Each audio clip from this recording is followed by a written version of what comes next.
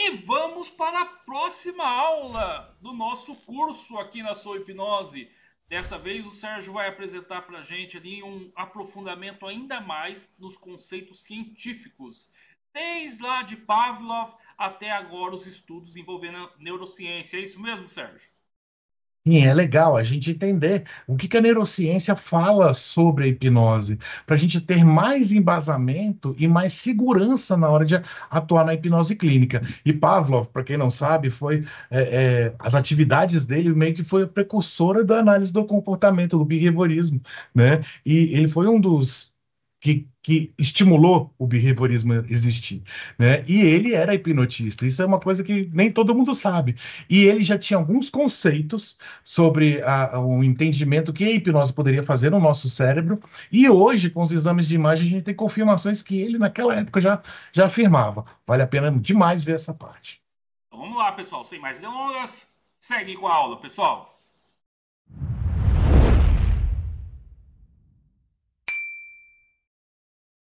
Atualmente, nós já temos alguns estudos na neurociência, nos exames de imagem, em que uma teoria que Pavlov lá que é muito conhecido para o pessoal da análise do comportamento da psicologia, que Pavlov suspeitava de que quando havia hipnose, Pavlov era hipnotista. Muita gente não sabe disso, mas ele suspeitava de que quando tinha o processo de hipnose, existia inibições de funcionamento cerebral. Algumas áreas cerebrais paravam de funcionar ou funcionavam de maneira diferente. E aí foi constatado, sim, em alguns exames de imagem, em que eu vou controlar um pouquinho os meus impulsos de termos técnicos, tá?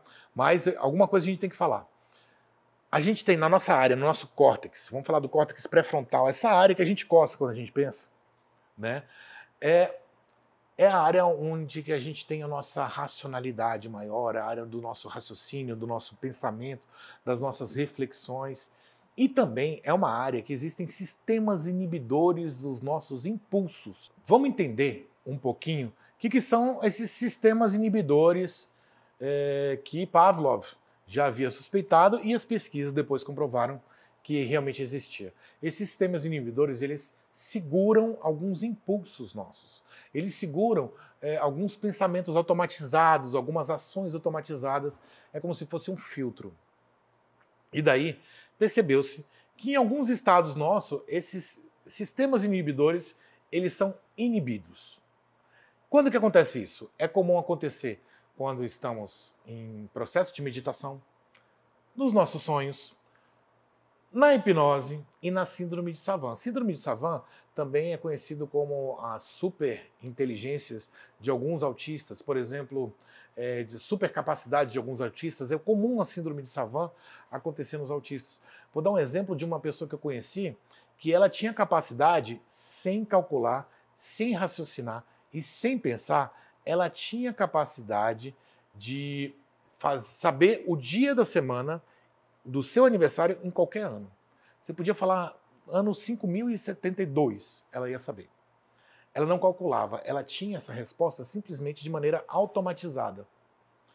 Há casos também em que a gente pode ter síndrome de Savant quando tem um acidente, algum ferimento no cérebro. E daí, esta capacidade surge dependendo da área que aconteceu. E ainda a ciência ainda não sabe direito por quê. Mas já teve casos de pessoas que tiveram um acidente na cabeça e depois disso começou a tocar piano do nada, sem nunca ter estudado uma nota musical. São habilidades que os nossos sistemas inibidores inibem, certo? Grandes estudos ainda estão em cima disso e a gente ainda não tem dificuldade de entender por quê. Mas a hipnose, ela é uma ferramenta que ela faz isso. Quando uma coisa que a gente percebeu é que quando a gente faz um trabalho de hipnose, a gente tem uma atuação muito grande do sistema autônomo parasimpático. Eu não vou entrar tanto no mérito do para que ele serve, né? Mas enfim, ele tem uma grande atuação do sistema parasimpático. E o parasimpático, uma das questões que ele está muito envolvido é envolvido em processos dissociativos. Para dar um exemplo, o estado de choque, quando a gente passa por uma situação traumática intensa naquele momento, em que a gente fica inerte e a gente fica meio em estado de choque, a gente fica como se estivesse separado da realidade, é um estado dissociativo por uma alta estimulação do parasimpático. E daí, olha só, na hipnose a gente estimula o parasimpático, que estimula a dissociação. Você lembra que o processo ideodinâmico é um processo dissociativo? Então a gente já tem alguns entendimentos de como o cérebro funciona. Para que a hipnose aconteça, a gente precisa trabalhar com esses processos dissociativos, através da estimulação do parasimpático, que faz com que diminua os sistemas inibidores. E o que acontece? A nossa consciência, por ela precisar ser mais regrada, ela precisar ser mais seletiva do que está sendo visto, ela faz com que a gente tenha menos percepção do que está acontecendo de forma automatizada. Quando a gente usa a hipnose, a gente passa a ter maior percepção, maior consciência dos nossos processos automáticos e dos nossos pensamentos automáticos. Isso ajuda demais a gente no processo de psicoterapia a entender o que está acontecendo com os nossos clientes e os clientes passarem a entender o que está acontecendo com ele. Não é tão simples assim, mas resumidamente é assim. Na nossa próxima aula, eu vou falar da técnica de hipnose mais conhecida, que é a regressão hipnótica. Tenho certeza que eu vou mudar muito o conceito até de quem já trabalha com regressão. Te vejo na próxima aula.